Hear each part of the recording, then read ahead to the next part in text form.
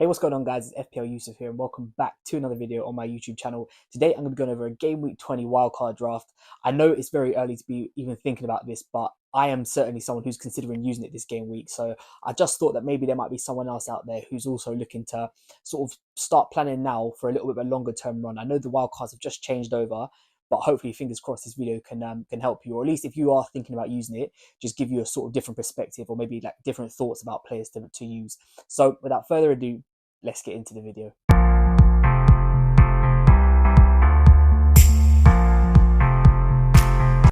Okay, thank you guys so much for joining me here today for another video on my YouTube channel. Before we get into this one, if you wouldn't mind dropping a thumbs up and subscribing down below, it would be greatly appreciated. So like I said in the intro, this is actually something that I'm considering doing this week as well, is playing my wild card. Now, usually I don't really advocate for playing a wild card this early. I usually like to save it till if we hear something about double game weeks, or, you know, just something maybe a little bit later into the 20s, maybe early 30s. But this season, my team is not kind of where I want it to be right now. And I just feel like from what I've planned with this wild card, I can sort of bank a lot of transfers, providing there's no injuries or nothing goes wrong.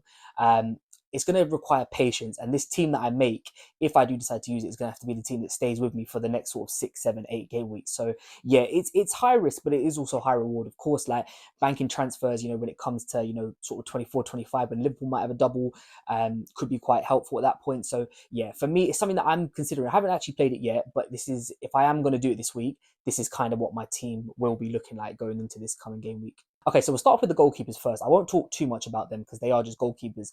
I've got Valdemar on the bench. I just picked him solely just to try and save as much money as possible. So he's only 3.9 million. Just going to leave him on the bench for now. The starting goalkeeper that I'm planning just to roll through with is Matt Sells from Nottingham Forest. He is actually currently the top scoring keeper in the game at the moment. I do really just like the way Nottingham Forest are moving about their business this season. They've been very good defensively. They're having a great season. And I did have David Raya in here before I did this wildcard draft. Unfortunately, Arsenal did concede yesterday to Brentford, which was a little bit disappointing. But I just think that the difference between Sells and Raya is, I think they've both got high chance of getting clean sheets in any given game. I think the difference between them is that Sells is more likely to pick you up save points as well as bonus points, whereas David Raya, Arsenal don't concede a lot of shots. So if he does concede, usually that's it. It's just a 2-pointer, maybe a 3-pointer if you're lucky, but other than that, it's probably going to be 2.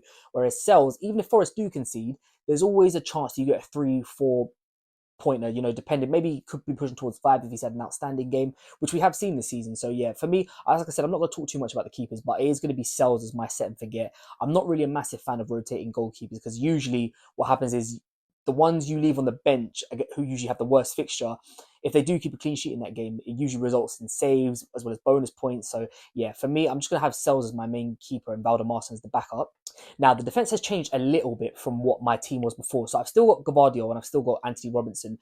Gavardio is an interesting one because for me, I'm not 100% convinced on keeping him yet, only because I don't trust City keeping clean sheets. Him going forward, I think there's very high upside, but him defensively, I'm not really too sure. So they've got West Ham at home this week.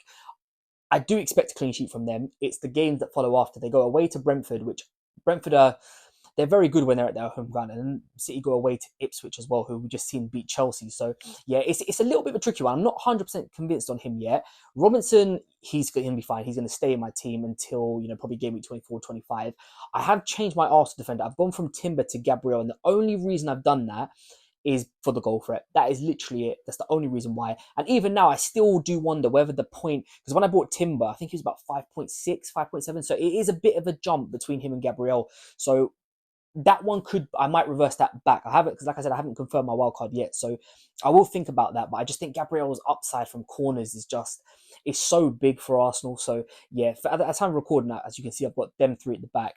I've got Trevor Chalobah on the bench. And the reason why I've had to drop Munoz to him is just solely to save money for the rest of this team and for transfers that are coming later down the line. So yeah, still got Crystal Palace defender, just not as attacking as Munoz. But Trevor Chalobah this season has popped up with a few goals from corners. So all in all, not too bad about owning him. And the last defender in this team is Greaves from Ipswich. Now, I know he's not 100% nailed. He is in this team, again, just to save that extra 0.1 million. He's down at 3.9. So hopefully, fingers crossed, he won't drop any lower than that. So yeah, I've just gone for him solely for budget purpose. That's the defence as it stands.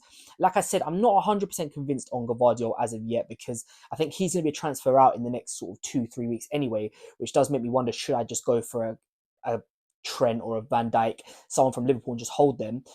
but that would then require me moving Gabriel back down to Timber to afford Trent. So yeah, there's a little bit of decision to be made about that, but for the time being, that is what my defense is looking like. Okay, so the midfield four is exactly the same. Now, there was a little bit of consideration for me to remove Luis Diaz, maybe Anthony Gordon as well. Palmer and Salah are always going to stay, so they're non-negotiables. We won't even talk about them. Diaz and Gordon, I just couldn't get rid of them before these fixtures they've got coming up. So obviously Liverpool have got Man United at home. And the way Man United have been playing, I just look at that and just think that could be goals in that game. And the same thing for Spurs against Newcastle. Usually that's quite an open game. I just couldn't bring myself to get rid of either of them. Plus, I'm not really a fan of many of the midfield options that are out there at the moment, other than them, to be honest with you. I think there's a case to be made with Brian and Burmo. Maybe you could look at Martinelli. But other than that, I don't really see a lot of midfielders that I kind of desperately want anyway. So I kind of just left it as it was. The only change I did make was I got rid of Semenyo for Morgan Rogers. I just think long-term Rogers is just going to have more of an impact on his team than Semenyo will on his. So yeah, that's the only change I made in the midfield. And then onto the forwards. Now, I've kept Gabriel Jesus for now. I think eventually he will come out the side, but I just think with the way Arsenal play at the moment, they've got some decent-ish fixtures coming up for the attacking side. So, you know, I could see a few more goals from him. So I'm going to leave him for now. I have got rid of Jackson, I have got rid of Cunha, and I'm going to bring in Isak and Chris Wood. I think Isak was a transfer that, you know, I had him back in game week 10, and I really wish I kept him. It's only because he got that injury scare before the Liverpool game that just made me get rid of him for Jackson, because obviously Chelsea's fixtures were so good. But for me, the longer I leave it, the worse it gets. So yeah, Isak's coming straight back in, and Chris Wood will be in there too. So yeah, that is kind of how the Wild Draft team for me is looking. Now, obviously, this is dependent solely based on my budget. There is options that you could move around. You know, if you've got less money, then maybe you just downgrade one of either Gordon or Diaz and then upgrade, you know, to like an Ismail Assar or an Eze. You know, I think Crystal Palace got very good fixtures coming up, which then could leave you to move Jesus up to a Gakpo if you want to cover the Liverpool attack.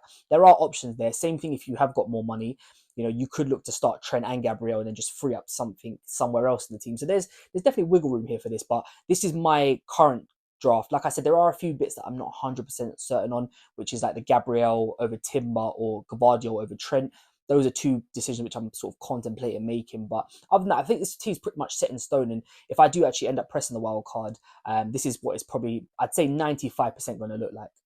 Okay, thank you guys so much for watching this video. If you have enjoyed it, don't forget to drop a thumbs up and subscribe down below. I will be back probably later today with a FPL challenge video, and then we should be back tomorrow with a final team selection ahead of the Game Week 20 deadline. But like I said, if you guys have enjoyed it, thank you so much for watching this video. Please don't forget to drop a thumbs up and subscribe down below, and I'll catch you guys next time.